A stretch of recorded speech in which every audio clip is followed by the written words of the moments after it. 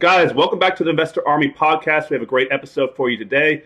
I don't really know how to introduce this individual besides just saying he's quite a badass, and he basically has a great story that's inspirational for me, and it's going to be inspirational for y'all. He uses a strategy called tax liens, and he's going to show you how he's an expert at this today. Let me introduce you to my guest, Mike Gunn. Hey, good afternoon, Connor. Great to be with you. Yeah, I appreciate you coming on, Mike, and I'm really excited for today's episode because this is something that a lot of our listeners don't get to hear about quite often.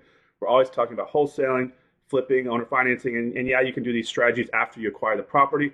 But we're going to be talking about tax liens today, and we're going to go over the whole process so people can understand this, because not many people can really find good information on this, even though it's out there online. People just don't actively go get it. So hopefully we can kind of inspire some people to go down this path that you did, and hopefully you can tell your story and kind of how you got into doing tax liens. So go ahead and let them know who you are and kind of how you transitioned into this type of investing strategy. Well, Connor, first off, let me begin by saying that when you were graciously invited me to be on your program, I did a little check-in and found out that you have the largest number of listeners for a real estate guru who's under age 40. So congratulations, and I hope your viewers all and listeners all understand, recognize what a hot shot you really are. So you're a rock star, dude. I appreciate it. Go get them. That's something. Tax liens. You want to start tax liens, or you want me to kind of give my testimony about how I got in the business? Yeah, I mean, which you prefer first? Yeah, I mean, I love hearing the redemption stories, and a lot of people, basically get into, they go out and struggle in business. Like I went into network marketing, I went into insurance. It didn't ever work out for me, and quickly people don't find their path in which way they're supposed to go. But eventually, if you keep trying in business, you're going to stumble across something that actually goes forward and works for you. And I know you had a couple of business startups and they didn't work, and then you basically found your way into tax liens instead of some of the other types of strategies. But if you want to tell people kind of how that process went, I think it'd be helpful for some of our listeners. Well, my wife and I had a number of different entrepreneurial pursuits, silkscreen business. We had direct mail marketing business. We did a consulting business, and nothing really ever took. I mean, we kind of paid the bills, but that was it. We were one car accident or one health issue away from declaring financial disaster. And I can remember when this is, 22 years ago, probably.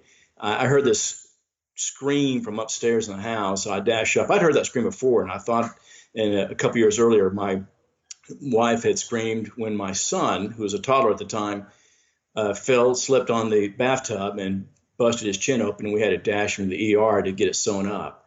That's the same scream I heard. So I dashed upstairs, and my wife's name's Grace was doing the taxes. She was preparing our tax returns, and she was all upset. And she said, "We've got to pay $5,000 in taxes." Well, it might have been as $5 million. We didn't have $5,000.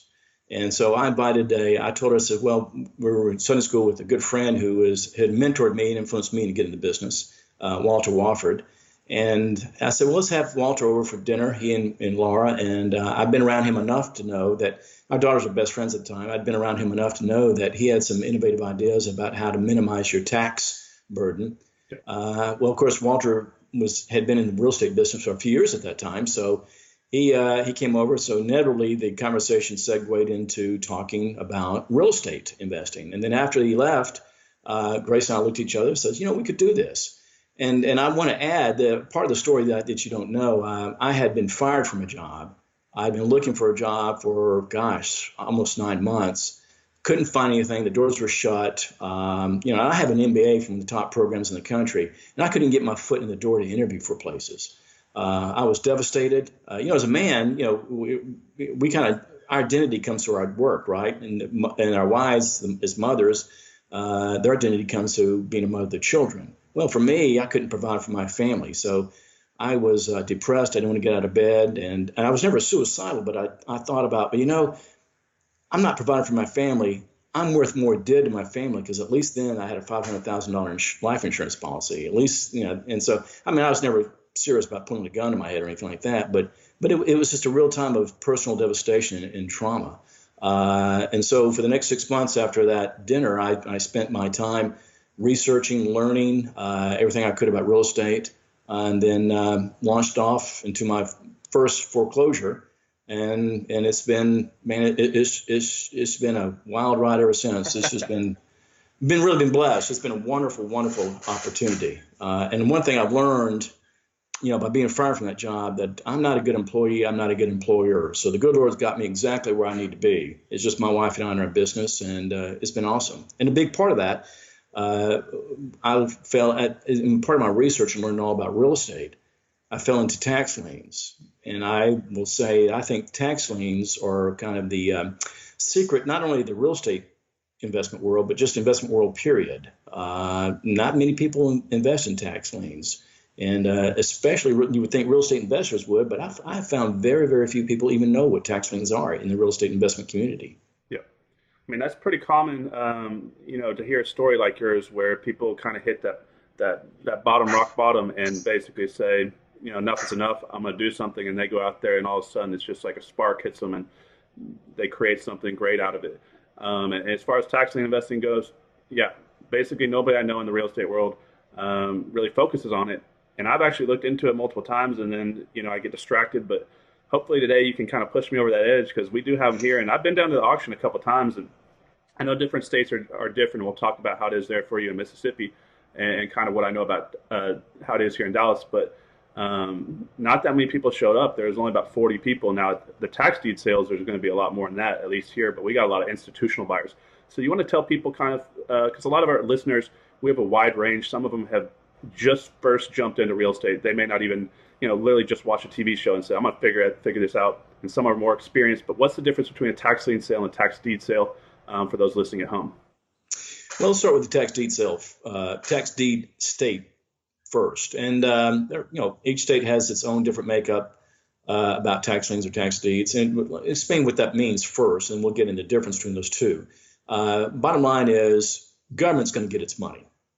They, unlike you or me, who may make a loan to somebody or somebody else's money, we may have to chase them down and get our money, right? But the government's going to get its money one way or another. It's kind of like they take the guy, grab him by the ankles, turn him upside down, and shake him until the coins all fall out, right?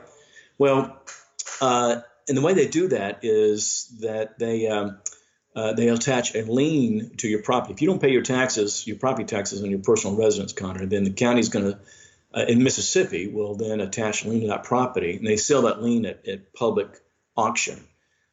Each state does a little bit different. The interest rate can vary from as low as 12% in Colorado to as high as 50%. Mississippi is 18%. I think Texas is a 25% redemption interest rate. But the tax deed state, basically, the easiest way to explain it is that it's works like a foreclosure. If you don't pay your taxes on your property and the time expires, then the county will sell your house, the land that you own, at public auction on the steps, say, of the courthouse, just like a foreclosure is. And so whoever is the winner of that auction then gets the title deed to that property. Now, in a tax lien state, there is a step that occurs prior to that. Instead of selling the actual property at auction, the county tax collector sells a lien on your property. Yeah. Say you owe $1,000 property tax. You don't pay that property tax. In Mississippi, you have a year to pay it. If you don't pay it within a year, then they sell a lien on your property. They'll sell that lien at public auction, and the highest bidder then gets that auction, wins that tax lien. In some states like Florida, they don't actually auction on the price of the lien. They'll auction off. They'll have a reverse auction on the interest rate. Yep. So they may start off at, say, 18%, and they'll bid that interest rate down till sometimes, and it's actually negative interest rates, as institutions will try to won't work. They'll auction it down not to zero, but less than zero. So they'll actually pay the right to get that lien and not get any interest on that lien if it matures or redeems. So in Mississippi, then, at that point, you have 2 years from the time that you, as a successful bidder on that tax lien, there are 2 years for the property owner to pay off that lien. It can pay it off any time in that 2 years. And that interest rate is 1.5% a month, which obviously translates into 18% a year. At the end of 2 years, if the property owner doesn't pay off that lien, then you as the successful bidder of the tax lien, then you get a tax deed to that property and you can exercise your ownership. Yeah. So basically, guys, what he's talking about is you've probably all seen those late night infomercials where they're like, I bought this house for $200 and it was worth $40,000. That's what they're basically doing. He's buying the tax lien on the property, and if they don't redeem it, kind of go over a little bit more detail about the redemption period so people understand. I know you explained it in a good way. It's kind of like playing the lottery, but you have an out on the backside as far as you get paid when they redeem it. Because that's what people don't understand. I think a lot of people are confused on how you go buy the tax lien, but you can end up with the property, and then if you don't end up with the property, how it's still beneficial to do it. Well, and that's a good question to ask, because I've seen people, I've been doing this for 18 years now as a buyer of tax liens. And every year there are people come in and bid on tax liens. They bid those tax liens way up. It's a crazy premium they will pay, because they expect that once they win the tax lien, that then allows them ownership of the property. It doesn't work that way. In Mississippi, against 2 years. A place like Indiana, I've bought in Indiana before, you get the property in 1 year. So in Colorado is 2 years. Some states more, some states less, but 2 years is about an average, I think. So in Mississippi, you buy the tax lien, you have the property owner has 2 years to redeem, that is to pay off the lien. If the property owner does not redeem or pay off the lien, then that tax lien matures to the holder of the tax lien, to the property. And that then the person with that tax lien then gets a tax, the county issues a tax deed. It's not as good as a general warranty deed or special warranty deed. It's better than a quick claim deed. Because here's the cool thing about tax liens. A lot of people poo-poo tax liens because they say, well, it's not a strong form of title ownership, and that's true. And we could talk more about how we can strengthen that quality of title in a moment. But in Mississippi, state law says that if I get a tax deed to a property, that is considered good title. It may not be marketable title because I can't get title insurance to sell the property to you. If you want, I can sell the property to you. I can sell the property to anybody. But if somebody wants to buy the house from me and they want to get a mortgage company is not going to issue title insurance because it's not the strongest form of deed like a general warranty deed is. And to clean that up, you have to go through judicial confirmation to do that. I don't do that very often, and we can talk more about that in a moment. But the idea is that I can sell you the house, I can owner finance the house, you can pay cash for the house. You just can't get a mortgage to buy the house because a mortgage company is going to require you to get title insurance, and title insurance company is not going to issue an insurance policy on the title of that property if I gain the property by a tax deed. Okay. Now, during that period of limbo, so you have the property, you have a 2-year period. What is the rulings as far as what you can do with the property? Can you rent it out during that time period? What if you do some repairs to the property and they redeem it? Do they have to pay you your repair costs back? Or if you rent it during that time period, or if you're allowed to rent it and you make some cash flow off it and they redeem it, do you have to give that cash flow back to the original owner of the property? Or how does that kind of work during that period? Well, again, all your listeners and viewers will have to, if there's something they're interested in, they need to study their own laws in their own state that will dictate how the tax liens or a tax deed are disposed in that state. I know you're asking that question from the reference of Texas, because in Texas you have a 2-year redemption right. If you acquire property, you as Connor Steinberg acquire property, say in Dallas, through a tax deed process, the property owner who lost that property has 2 years, I believe it is, to redeem that property and give you a 25% interest rate on that. I think that's the way it works in Texas. I've never bought anything in Texas, but from my studies in the past, I think that's the way it works. Now, in Mississippi, there's no redemption, not after I acquire the property. Now, they can try to get the property back, but they'll have to go to court to try to get it back. And sometimes they do that. It depends, and they're successful in that sometimes. It depends on the issue of the technicalities in which the suit takes place. For example, the county is required to serve notice to a property owner that they're about to lose a property for a tax lien that was sold on the property 2 years before. Like right now, in a couple of weeks, the counties will start sending out certified letters and publishing classified advertising in the newspaper that all the people who've had tax liens sold on their houses 2 years ago. The idea is that these people, the government's trying to make a due diligent effort to notify the people, hey, just in case you're not aware that you're supposed to pay property taxes, again, they've had 3 years now to pay their property taxes. But just in case you're out to lunch or you fell on your head or something, you don't realize what's going on. We're trying to make a due diligent effort to get in touch with you to show you the fact that you need to pay your property taxes in arrears, otherwise you can lose your house.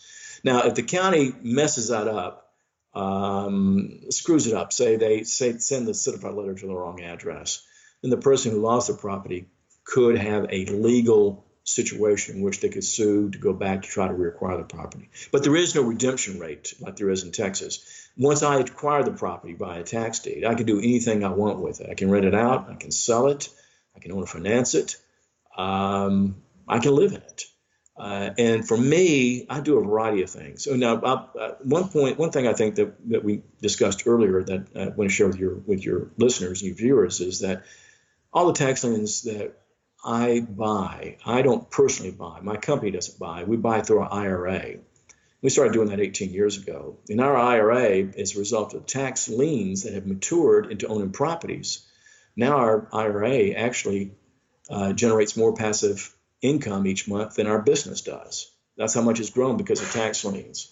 So I look at it going back then what I do with a house. It depends on in the situation.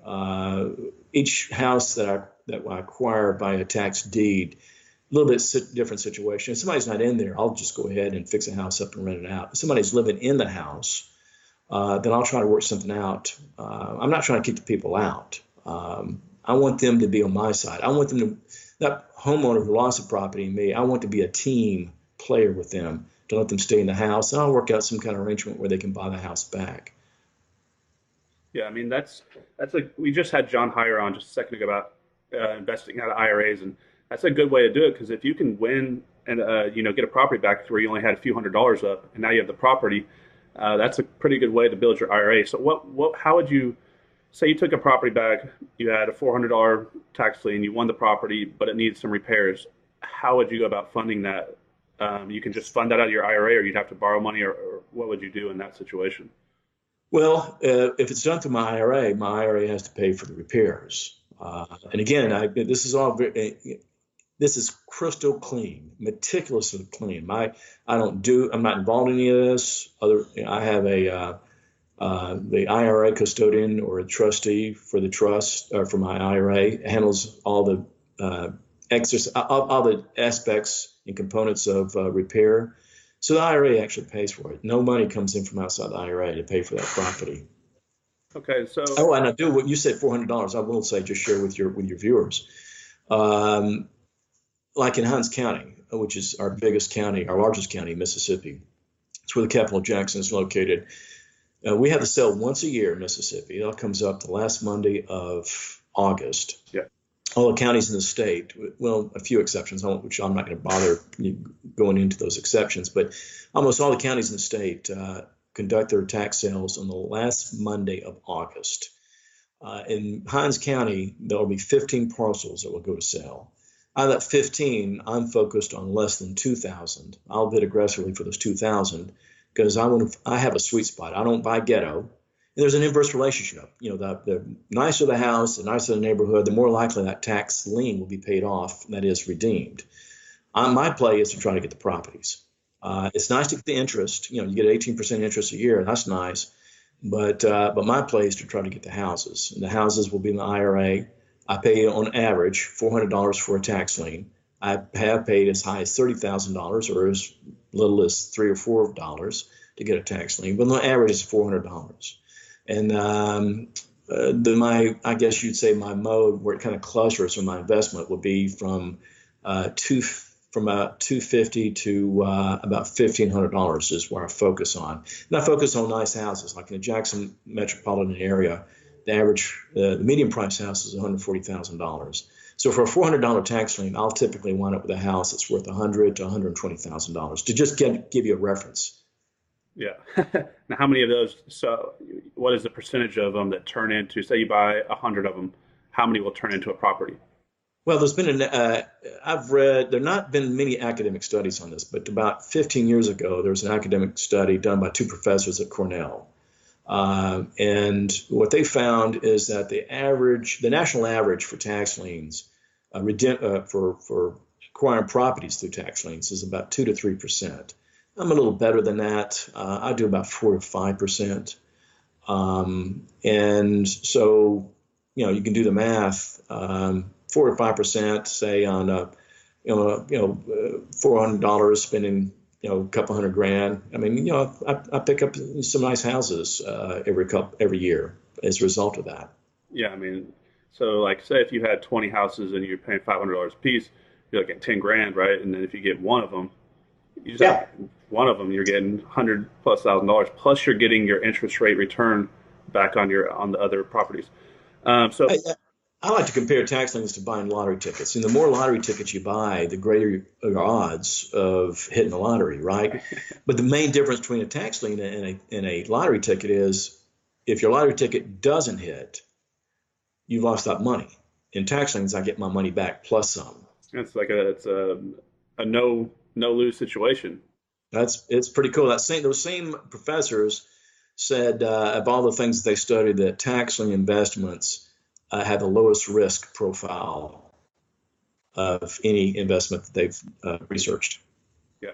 So when you go down to the auction, I think a lot of people are just confused, and there's a lot of excitement down there, and they don't really know the process, so they're scared to kind of jump in the game.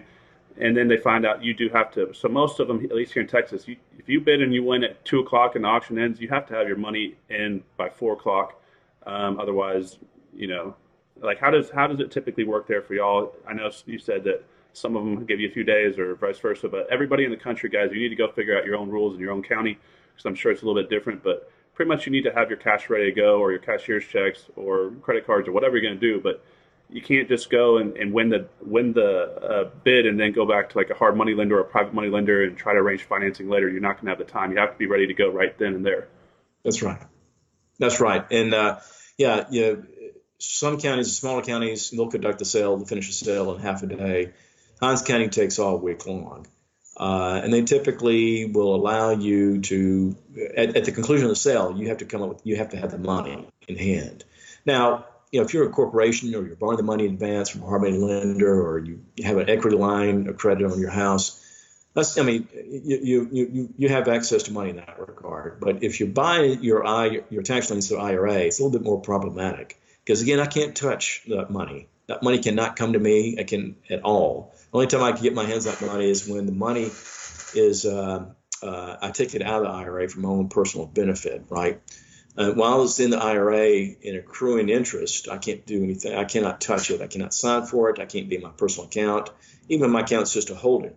So in that situation, if somebody wants to use their IRA money to buy tax liens, I would recommend they do what I do, is to have the custodian wire the money to your CPA or to your attorney, and have them hold that money in escrow, and then they can deliver the money. You can get a check from them to provide to the person who takes payment for the tax liens. Alternatively, you can just have money taken from. And I've done this before, and this would be another easy way to do it. Is say in the way of Quest IRA or ETC or whoever your custodian is, just have them make a check payable to the county official who's responsible for taking the money. In the case of Mississippi, it's the county tax collector. So say $100,000, I would call my custodian and have him issue a $100,000 check to the Hinds County or to the county tax collector. And now I'd have to be careful about not bidding any more than the check, what the check's made out for. It's made out for $100,000. I can't buy more than $100,000, obviously. So that's another way to do it. And then you just kind of get a pre-check in that regard. So I think a lot of people have a little reservation because they don't understand how to run title themselves. Here in Texas, everybody goes to title company. I don't know if y'all are a title attorney state or how y'all do it there, but how does your process look? You have this one big event, where you're getting ready to go after all these houses. What does it look like going up to that event? You're going out and looking at these houses, or you're just driving by, or how much time do you put into to basically analyzing what you're going to bid on, or do you just kind of, like you said, you're just buying a bunch of random tickets, knowing that some are going to hit in, and then the bad ones you're just kind of taking it as dead loss, or how does it kind of look like on your pre analysis of before you go into the bidding process? Well, the first year I did this, I hired some people, and we all went out and looked at all the parcels, all the properties in which I was going to bid on. Turned out that was a huge waste of time and a huge waste of money. Again, I'm only paying, average of $400, right? So now I simply do my analysis based upon a database. In this case, unless it's just a really rural county, most counties will have a database and it varies in quality and degree of data and information that they provide. But I'm looking at data points in that database of things like where's the property located? Is it a good neighborhood? What's the value that the county has establishes, or that they, for tax purposes, what's the value that they put on the property? What is the property? Is it an abandoned gasoline station? Which I don't want that with all the environmental headaches that goes with.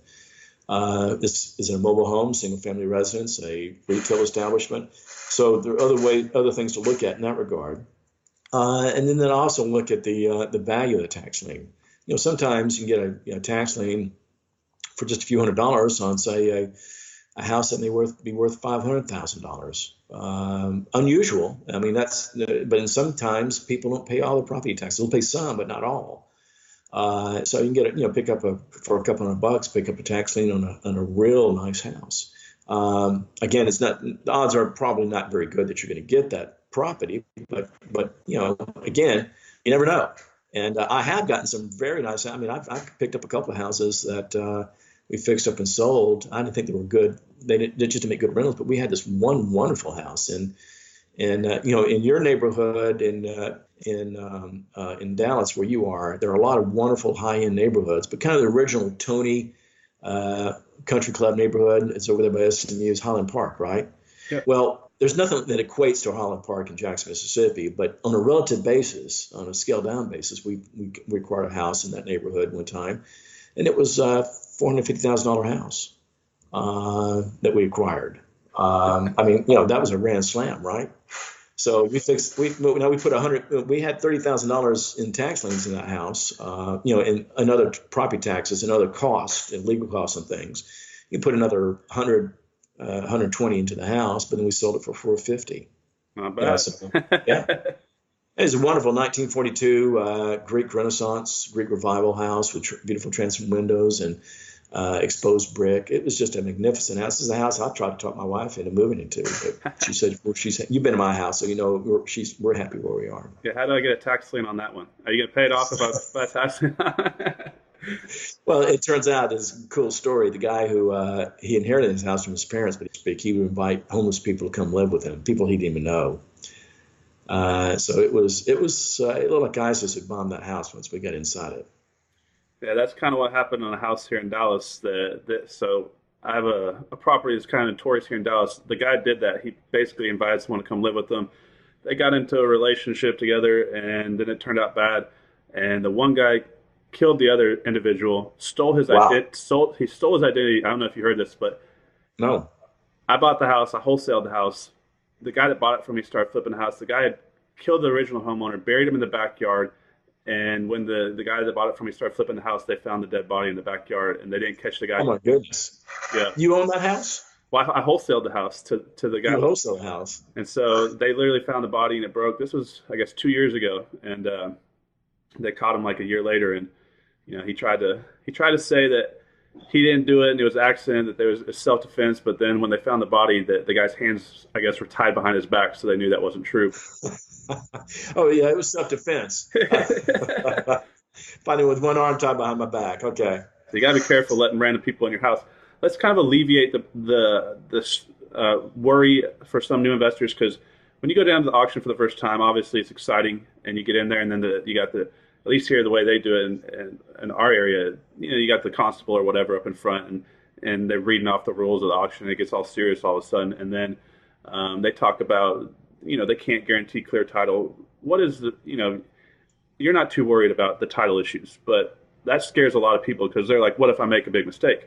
But I guess you would tell them, look, you have a few $100s up. It's not like you're going to have to pay that, right? So kind of, Right. so yeah. So explain I your mean, yeah, my basis in these things are very low. And I've had a few lawsuits where people trying to come back and get their property back. They won't work with me. They're like ostriches with their heads in the sand. And I've got a situation right now I've been working on for, gosh, over a year. Well, two situations actually I've been working over a year. And I just can't get the people to cooperate. And so finally, I just told my attorney just proceed with confirming title.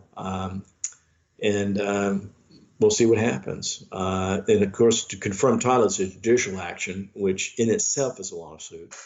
But once I confirm title through the judicial process, then that's just as good as a general warranty deed. I mean, I'm good as gold then. Now, but going back to your point earlier, most of the houses that I've acquired, that my IRA acquires, and are in my IRA, we don't pursue judicial confirmation. They just have tax deeds. And those houses have been abandoned, or the people, I talked to them trying to work something out, and they just moved out. If a person can't pay his property taxes, that's the least of his worries. I found that those people, if they can't pay their property taxes, they got a lot more problems, much deeper problems. They're in all kind, of financial hot water. Bill collectors are after them. People want to bust their kneecaps, that kind of thing. So the idea that even those I can work with me, they still got these other financial issues. And so sooner, I find that even if those who work with me and I allow them to stay in the house, sooner or later, they get tired of all the bill collectors chasing them and they'll just move out. Yeah. But once in a while, I'll run into a problem. But for the most part, most of the properties that are in the IRA that we acquire via tax deeds, tax liens that turn into tax deeds, we don't pursue judicial title confirmation, because once you do that, then you have to put everybody on notice who has a stake in the interest of that property. The former homeowners, their relatives, anybody with a lien on it, like a bank. And you remember I said earlier, the cool thing about tax liens, it wipes out all other superior liens on a property except for an IRS lien. And I'm not worried about IRS liens. They're pretty easy to work with. IRS actually, are pretty good folks and pretty decent people, I've found. They've been cast about as being these horned red devils with pointed tails, and they're good people just like you and me, just trying to make a living. And I find they're easy to work with. So the IRS liens don't bother me either. But but if I try to sue for judicial confirmation, I got to put all these people on notice. Now people have a reason to come out of the woodwork and say, no, I think I want that house, or they're going to fight me. I just let sleeping dogs lie. And by letting sleeping dogs lie for a period of time, then the statute of limitations will expire, and then I'm good. I'm home free on that regard. Yeah. Do those IRS liens after an X amount of years, don't some of them fall off? Yeah. Yeah, I mean, we just it's rare that I ever have a tax. Once in a while I have an IRS lien on property that I acquire through tax liens process.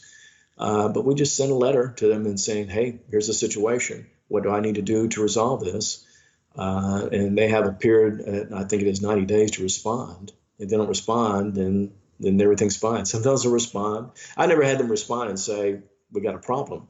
It could happen, but it's never happened yet. Yeah, so basically your biggest issues come when someone passed away probably and you're dealing with heirs over the property, or is that kind of when you have issues? That's a large percentage of the time. Probably the biggest percentage of the time is that if they're not paying the property taxes, they're not paying their mortgage either. Unless the house is free and clear, the house I told you about where the guy drove around in a hearse, he inherited that house. That was a free and clear house. But most of the time, it's for owned houses that have a mortgage. They're not paying their property taxes. They're not paying their mortgage. So from my perspective is that if I can get the person who lost his property to work with me and say, look, how much are you paying in a mortgage? Well, let's say you lost your property, Connor. I come up to you and say, Connor, you're paying your mortgage. What are you paying on that? Well, it's $1,000. I said, I'll tell you what, you just work with me. Let me be your banker. I'll step in the shoes. I'm going to give you credit for the time you've been there. Instead of charging you $1,000 a month, I'll charge you 800, and you can stay in the house. Nothing's changed, but now I'm the bank. It's not it's not Bank of America or something like that. Mike Gunn is now your banker, and you just pay me. And and if you want to set up paperwork, document all that. In fact, I insist on doing that. Then I establish a deed of trust on Mississippi's a deed of trust deed state, as opposed to a judicial state like Ohio, for example, where we talked about John Harris from. So we're a trustee state. So then we sign the documents. We do, put the deed in your name, but then I'll take back a deed of trust on your property. And now everything's good as gold, just like it was when you go through with a regular bank. But if you don't pay me now I've converted a weak tax deed into a stronger form of collateral for me. If you don't pay me, you got to understand, I'm willing to cut you some slack here and less, charge you less than your bank was, but you still got to pay me. If you don't pay me, then I'll have to foreclose. So how does the bank, how does that loans on the property, how does that kind of work out? How do you get them out of the picture? The bank, it's just wiped out. It's gone. Wow. It's just like the same thing. Say, you go to foreclosures, and I know you've talked about going to the foreclosure process, and say that there's a second on the property, and the bank that has the first mortgage on the property forecloses on the first. What happens to the second? Yeah. It wipes out, right? Yeah. So same thing. That's scary. Scary if you're a private lender, getting in there on property. So last thing, we'll just go over kind of, once you get the house, what's your best strategy? What are you doing to actually make your money? I know you're a cash flow guy, but you can't flip them. I mean, really, you're getting them so cheap. I mean, you can do whatever you want with it. You can just put on the MLS, you can wholesale it. But what is your personal strategy for wealth creation? Because obviously you've done very well over the past 20 years, and people would want to follow in your footsteps. What is your main process by what you do with the property? Once you get them, you fix them up, and then you owner finance them, rent them, or how are you going about your exit? Well, we've talked about this before. I'm sure a lot of your viewers probably have gone to some of these, come to this real estate, hear this real estate guru coming to your town, and you pay $30,000 to become a platinum insider member, and then we're going to tell you how to become a real estate tycoon. How many times have you heard those stories, right? Yep. Bunch. All success stories too. All the time, right? Yeah. And most of the time they don't seem to work out so well. And it's how to get rich quick. It's kind of like, if you just come to my course, put this manual under your pillow, go to sleep that night, and you'll wake up through osmosis, then you'll be a multi-gillionaire the next day. We know it doesn't work that way. Yeah. And everybody who's a success, like you are, for example, and we know we'll have a lot of mutual friends who are success in this business. For every 100 people I meet in this business, there seems to be 100 different ways of making money in this business. Yeah. But it does require tenacity. It does require getting off your butt and actually doing some work. Don't be a whiny baby and say, oh, woe is me. Life is so hard. Please do this for me. And I've seen people who want that, who want to become real estate entrepreneurs, but they're not willing to put up. It doesn't take brains. My goodness, I don't really consider myself that smart, but I am tenacious. And hard charging. And so in that regard, if people who have that kind of attitude can be successful. Now, how that translates into tax liens, again, these real estate gurus talking about get rich quick in real estate. For me, the operative term is not get rich. I'll speak at real estate investment clubs or college real estate clubs. I say, how many people in here want to get rich? And a lot of people raise their hand, right? Well, I would submit it's not about getting rich. It's about being financially free. And for some people, like my son, it's probably $50,000 a year. For others, it may be $5 million a year. But the idea is to be free from the rat race so that you're free to be the total person that as a Christian, I believe that I want to be financially free, so I'm not obligated to the lender, but I can do the things that God's called me to do, being mission work, working charities, working in the inner city, what have you. I have the freedom now to do those kinds of things, being financially free. Again, some people may call it rich. I prefer the term financially free because it's not about getting rich. It's about being a good steward of the resources and blessings that God's provided us with. Now, how does that actually look like with regard to tax liens? My ultimate goal is ideally I want to get good houses in good neighborhoods. And I define good neighborhood as if my wife could go get the rent at night without me being there with her. I don't have to worry about what happens to her. Okay, that's a good house. Or a lot of our rental properties are houses that we'd be happy living in. Now, if I get a good house like that, I want to keep it as rental. And then, I have a low basis in it. Put some money into fixing it up, and that's it'll rent out for over $1,000 a month. $1,000 to $1,500 a month. Ideally, that's kind of it does not all houses turn into me in that situation, but that's my goal, my objective. Now, then some houses I get that they still may be in good neighborhoods, but the house is so trashed out. Looks like ISIS had come in and bombed it, right? Then I'll sell those. I may sell them wholesale, or another investor cashing me out.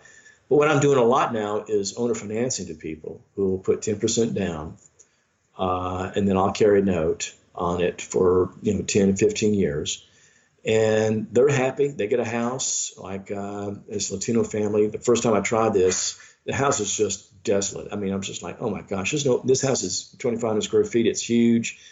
It's going to cost tens of thousands of dollars to repair. I just don't want to do that, right? Because now time is more important than money. I found somebody. I had $1,500 in the house. I had somebody said they wanted to buy it for $50,000. That's 50. So I have $1,500 in the house. This Latino family buys it for $50,000. They give me 10% down. So right now I'm 5,000.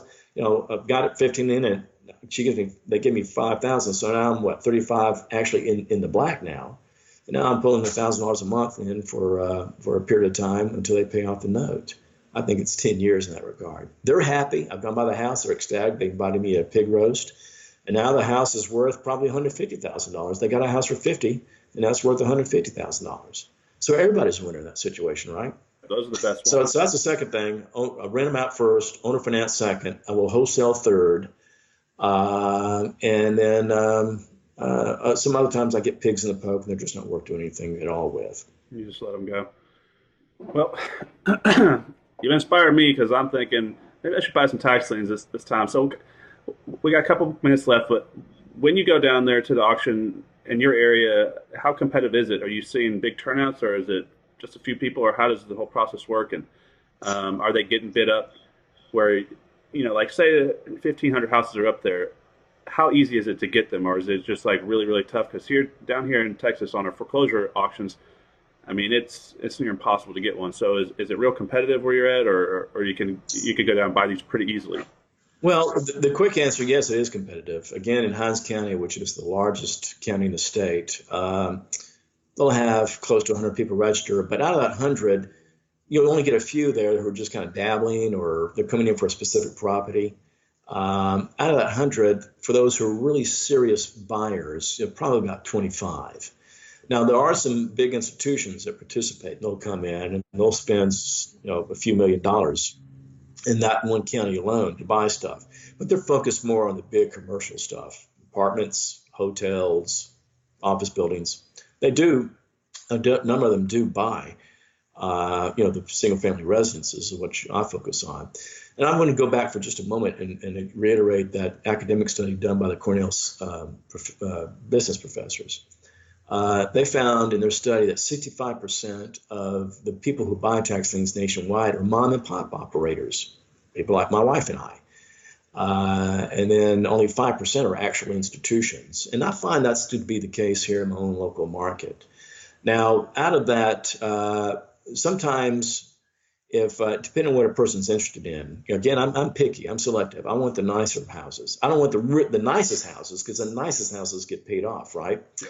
I won't have a chance of getting them. So I found that sweet spot where I'm looking at $100,000 to $120,000 house that I can get for a tax lien for $400. I'll bid aggressively on that. I'll even bid against the big boys, because I'm scaling down from the 15,000 parcels down to a subset of only 2,000. Well, about 15 to 1,800 actually. So I have enough money then that I can, and I'll get on that bidding. Then ones I bid on, I'll get one out of every 4 out of that 1,800. And I'm happy with that, because I'm able to spend my whole wad of cash then on that. So it works out well. They also have a thing called round robin. Some counties in Mississippi have a round robin where everybody goes around, a round robin bid. You're not bidding on based on price, but you're bidding on your position. Say they got 50 people, they'll go around the room, and every tax lien that comes up, each person gets the next one, like in a circle. You don't have to take it, but if you don't take it, then it goes to the next person, and you have to wait till it goes around again. That way, you don't have to bid it up, but you may not get any good stuff either. So That's gambling. So that's the risk there. That's the kind of chance I like. I like a little luck in there because you get lucky in the right spot, you pick up a good one. Well, I appreciate you coming on here. That's some great information. I think a lot of people are probably going to have a little bit of a different focus going forward and probably going to at least look into this a little bit more. Guys, I appreciate you coming on the video or on the channel today. Mike, I appreciate you coming on, and I'll see you on the next episode. It's been fun. Thanks for having me.